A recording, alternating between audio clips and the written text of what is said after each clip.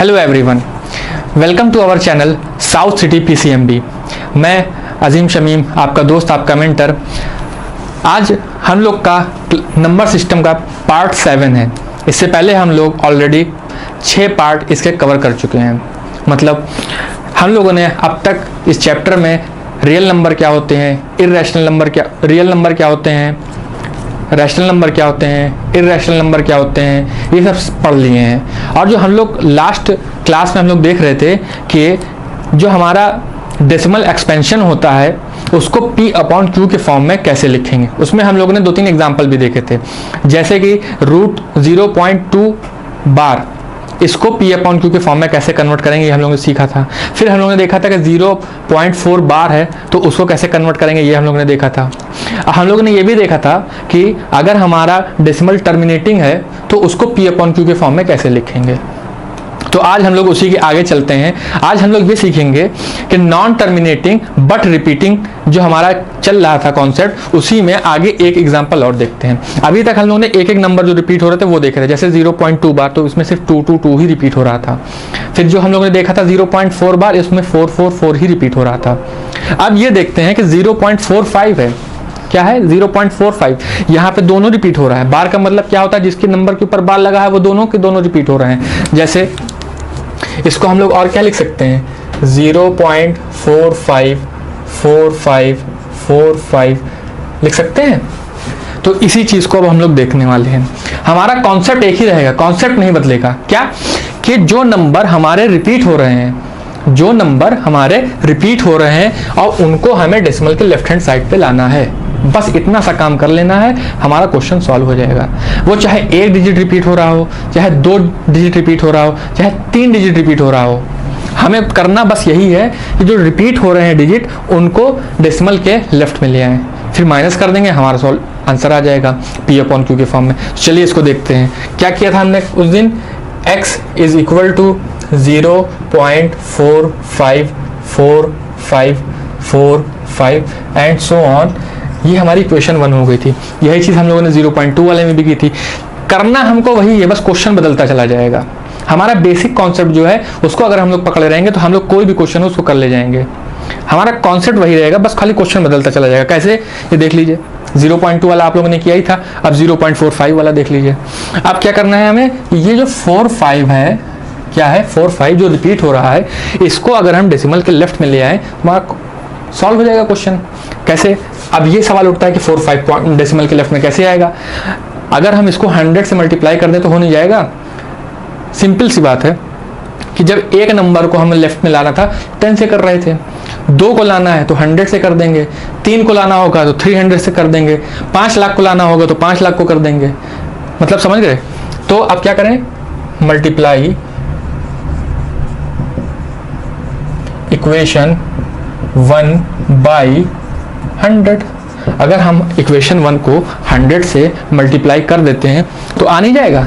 बिल्कुल आ जाएगा। करके देख लेते हैं। 100x is equal to 45.454545 and so on. ये इक्वेशन नंबर 2 हो गई हमारी। क्या हो गई? इक्वेशन नंबर 2 हो गई हमारी। हम लोगों ने अभी तक कुछ नया नहीं किया है, बस जो हम लोग उस दिन कर रहे थे उसी चीज को आज हम लोग फिर से रिपीट कर रहे हैं, एक तरह से रिवाइज ही कर रहे हैं। फिर अब देखिए क्या करना है कि सब्ट्रैक्ट इक्वेशन 1 फ्रॉम 2 के 2 में से पहली घटा दीजिए।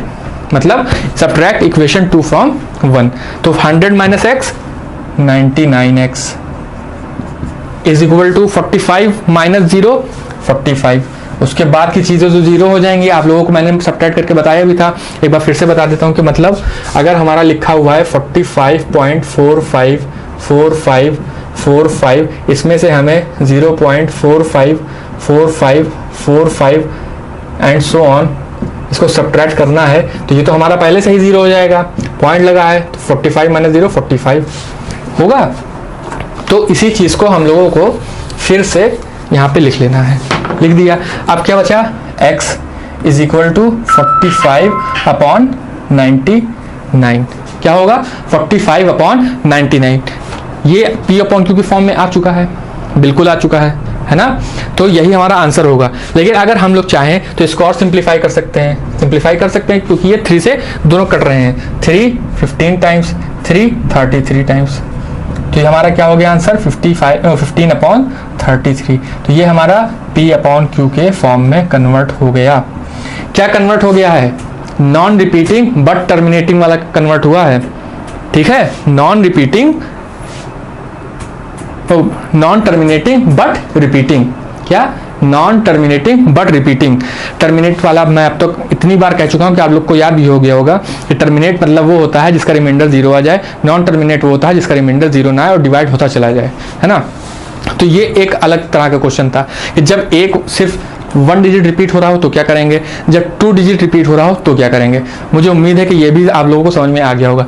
एक और एग्जाम्पल देखते हैं इसी के ऊपर। क्या करते हैं, एक और एग्जाम्पल हम लोग इस पे देखते हैं, तो हम लोग का ये कॉन्सेप्ट जो है बिल्कुल क्लियर हो जाएगा कि P/Q को कैसे कन्वर्ट करेंगे नॉन टर्मिनेटिंग बट रिपीटिंग अगर होगा। जैसे अगला क्वेश्चन है 0.46 बार। क्या है? 0.46 बार। ये भी नॉन टर्मिनेटिंग है पर रिपीटिंग है।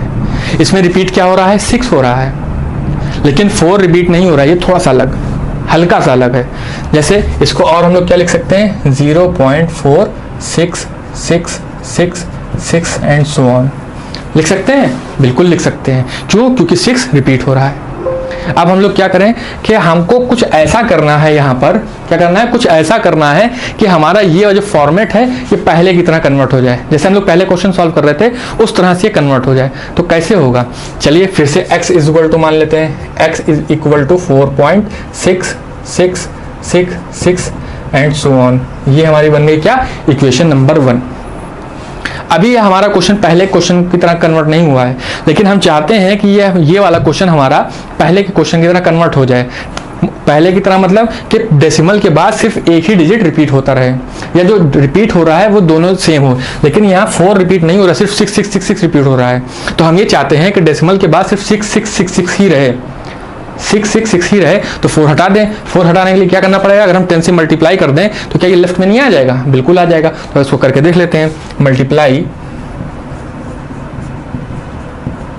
Equation 1 by 10। अगर हम इक्वेशन 1 को 10 से मल्टीप्लाई कर दें तो देखिए क्या होगा। 10x is equal to 4.6666 and so on. ये हमारी इक्वेशन नंबर 2।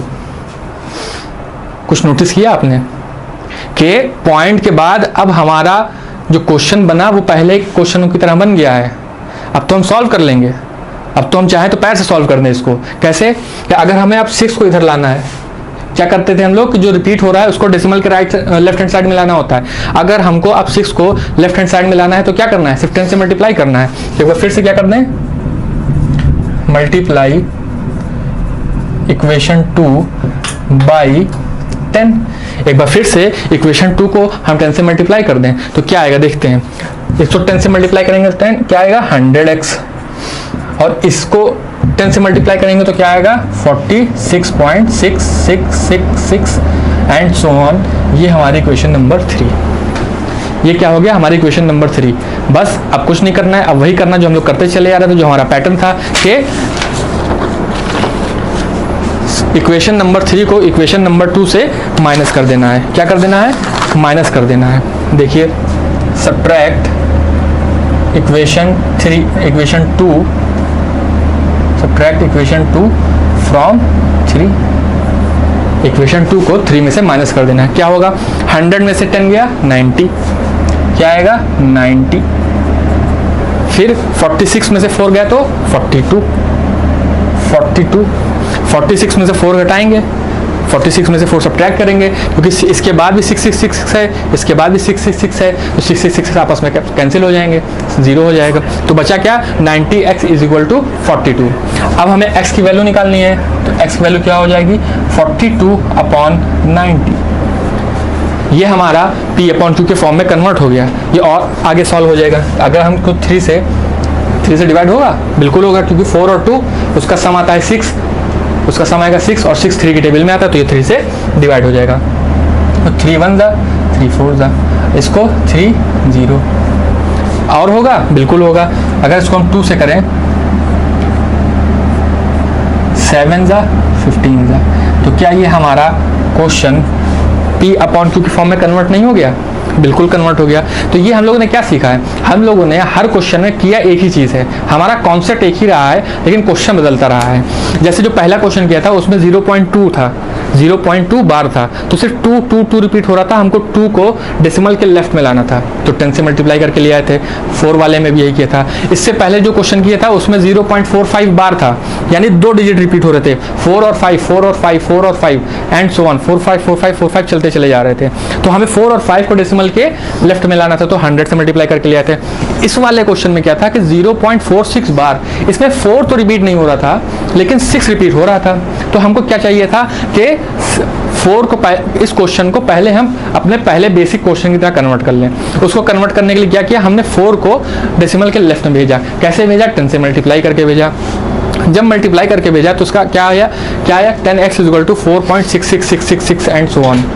ठीक, फिर क्या किया हम लोगों ने, जो नंबर रिपीट हो रहा होता है उसको हमारा लेफ्ट में लाया जाता है।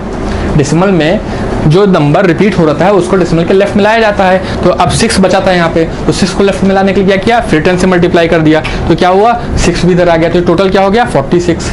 क्या हो गया 46। फिर इक्वेशन 3 को इक्वेशन 2 से माइनस कर दिया, तो जो आया वो हमारा आंसर। ठीक है, मुझे उम्मीद है कि अब आप लोगों को ये नॉन टर्मिनेटिंग बट रिपीटिंग वाले क्वेश्चन क्लियर हो गए होंगे। अब सवाल ये उठता है कि क्या non terminating and non repeating, non terminating and non repeating, क्या वो P अपॉन Q के फॉर्म में कन्वर्ट हो सकते हैं? आइए देखते हैं।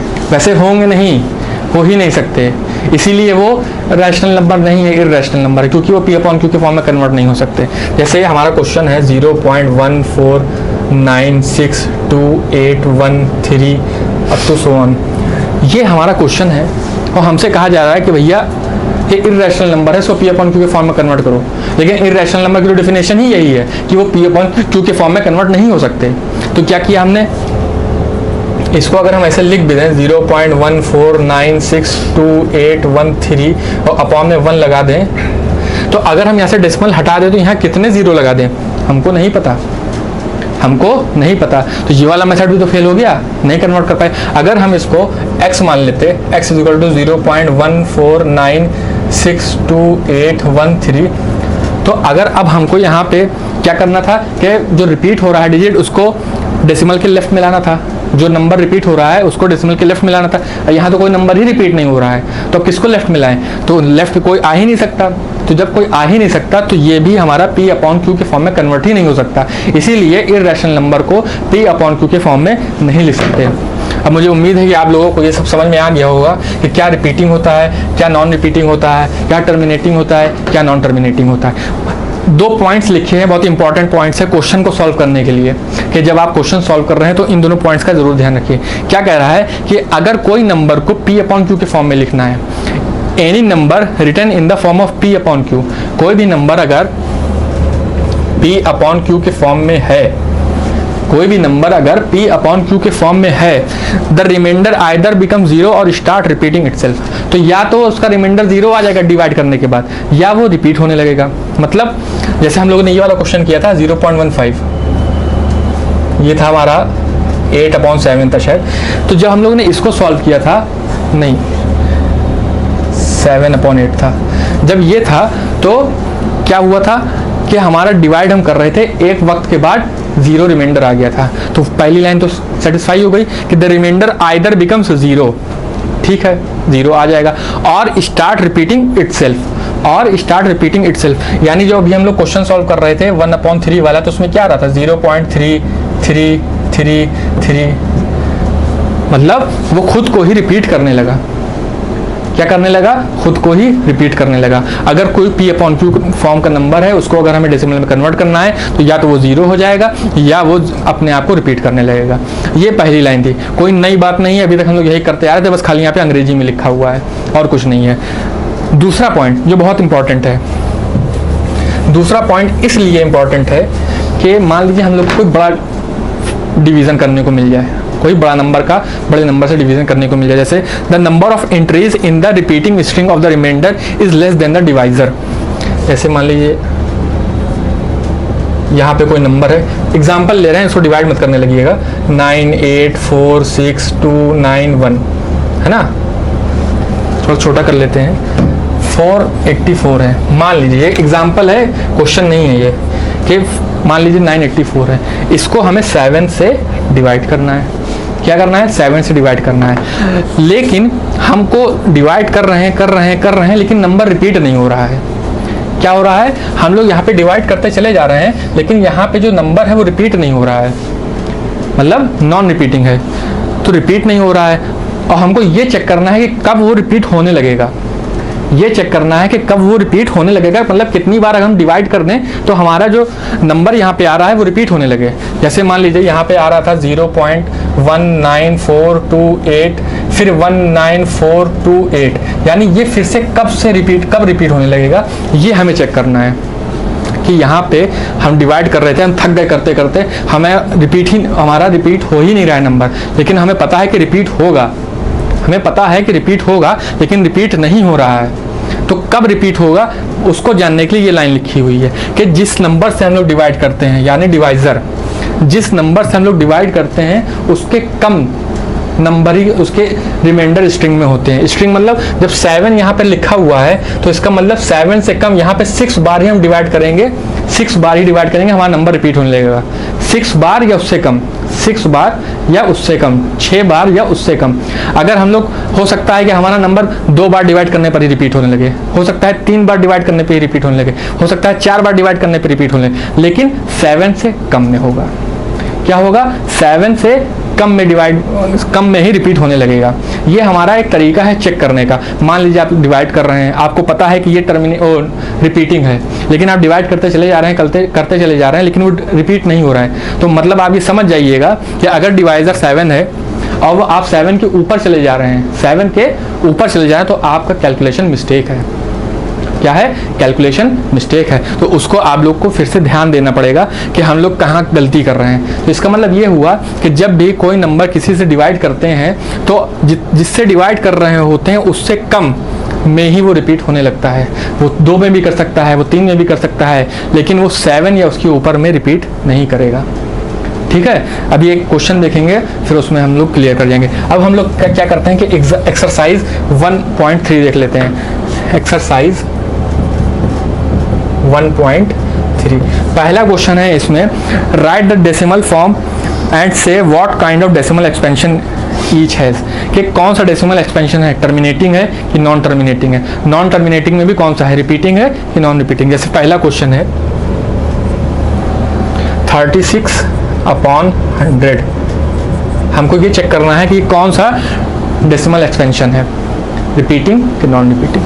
तो इसको हम लोग कैसे करेंगे? डिवाइड करेंगे, 36 को 100 से डिवाइड किया, क्या आएगा?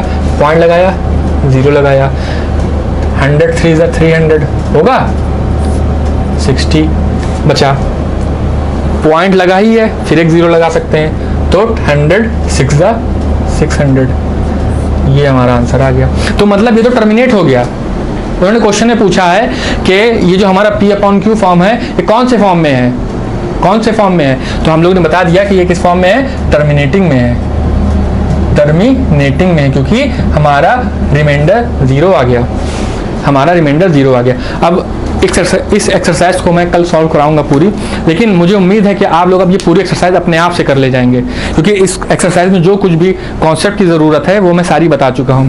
तो ये हमारा पार्ट 7 था, 2 से 3 पार्ट और आएंगे इस चैप्टर के, और ये हमारा चैप्टर पहला कंप्लीट हो जाएगा। हमारा वीडियो देखने के लिए बहुत बहुत धन्यवाद।